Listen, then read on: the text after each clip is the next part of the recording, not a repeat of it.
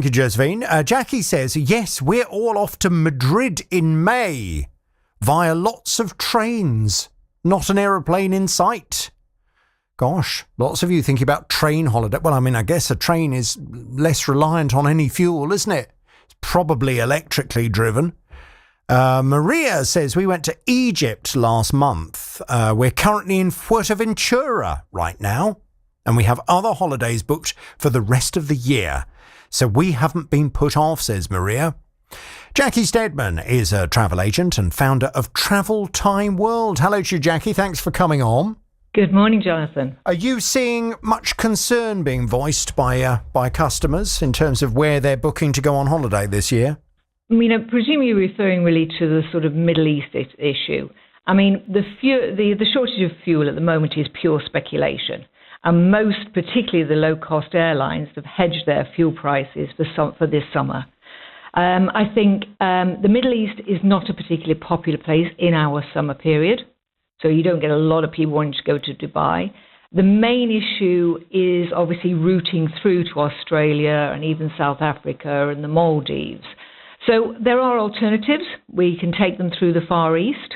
The issue at the moment is that the prices are higher if you avoid the Middle East. Yeah, I bet. Something like 16% of the world's traffic goes through the Middle East.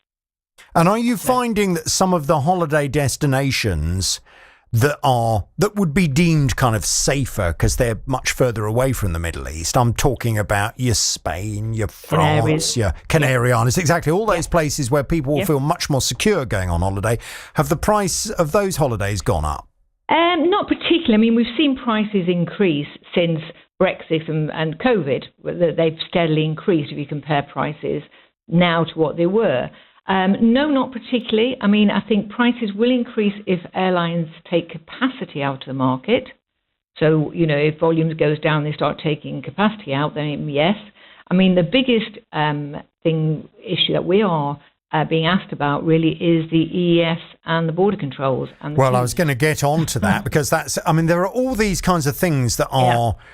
Somebody who loves a foreign holiday myself, there are three things that are troubling me. I mean, firstly, I would be very, very cautious about where I wanted to go. I would not be going anywhere where flights or my holiday experience was likely to be impacted by what's going on in Iran. Mm-hmm. You've also got this worry over the jet fuel and the fact that the International Energy Agency said yesterday that Europe may only have 6 weeks left of jet fuel and they're trying to frantically find other sources of it. But then the other issue is indeed this whole immigration process and what's going to happen at the border. And am I going to end up in a massive queue that takes hours and hours and then miss my flight? Yeah. I mean, I think people value their holiday and they are still going to travel. I think that's, you love holidays and you're going to have your holiday. You're going to look at where you're going to go. And yes, the places like Canary, Spain, Madrid, Madeira, these places are not affected by the Middle East. As I say, the concern at the moment is the border. And as I say, I'm a regular traveller. I probably fly every couple of weeks. I just came back this week. And yes, it's not a great experience. However, I think we need to look at the ways that we can mitigate that. First of all, make sure you don't check in late. Get to the airport that little bit earlier. Don't be trying to do an hour before departure. I think particularly for families with young children, I am finding at the various borders they are taking those on one side and putting them through on a fast track just to alleviate the problem. I also think that if one obviously book through a travel agent who can guide you through this, but if you've got a child with a special needs or you are elderly and you need assistance, then I would highly recommend getting a lanyard.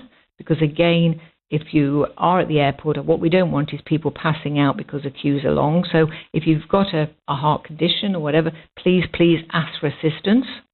And a lot of our clients are a little bit older and they don't want to be considered disabled or elderly, but please, take the assistance. It's there for you. It's provided free from the airport. So far, I'm not hearing anything I can do.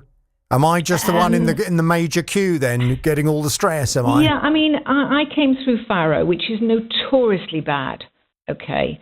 even in low season. Surely not worse than Malaga. Malaga is something else.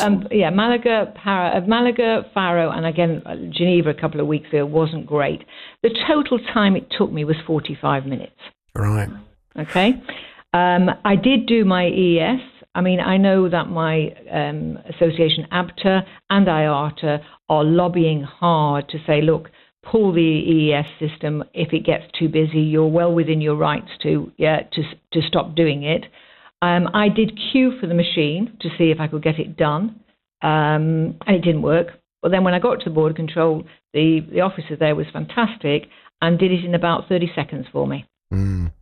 So, I think the problem, I go to Malaga on a fairly regular basis every year, and the border system since Brexit has been off the scale. I mean, and the problem is that they don't allow you to check in until 2 hours before your flight's going to leave. But the last time I left from Malaga, the British line for all British passport holders was stretching the entire length of the airport. And I had to queue for over an hour, and that was before they brought in this system. So you kind of think, what on earth is it going to be like now? I think from my experience at Malaga, they do have the members of staff going around with the flight reference numbers and saying, if you're on this flight, please come through. So I don't think people are missing flights. Certainly my experience was that you give your flight number and they say, right, okay, come, then they fast track you through. I mean, yes, it's not great. Hopefully it will be sorted and eased, but is that going to stop you going away? Is that going to stop you going on your holiday? Well, no. Of course not. If possible, but it is it's just further stress, isn't it? And if you're someone that isn't as bothered as having a nice, hot, sunny holiday as I am, then maybe you're listening to this and thinking, well, do I really want all that stress, or would I just be better off going to Eastbourne? But you know as well as I do that you can guarantee the weather in Spain or the Canaries, and people will still have. I mean, we're not seeing any turn down. We are seeing turn downs, interestingly, in America. I don't think I've sold a holiday to America for the last 2 years. Interestingly. That is very interesting. I know a number of people as well who have said that they're, for the time being, for all kinds of reasons, not necessarily keen on booking a holiday to America. Exactly. So we are seeing that. We also are seeing a lot of multi-generational holidays where grandparents are taking their children and their grandchildren and really spending the inheritance. They're saying, look, we don't like the tax. We're going to have quality time with our family now, and we are doing a lot of multi-generational holidays. Well, I hope for you and for other people who work in the industry, I hope that everything is all going to go smoothly, and I hope these concerns over jet fuel and things like this, don't end up becoming a reality. And thank you so much for your time today. Really good talking to you. Yeah. Thanks, Jackie. Jackie Stedman is a travel agent and founder of TravelTime World. Wendy's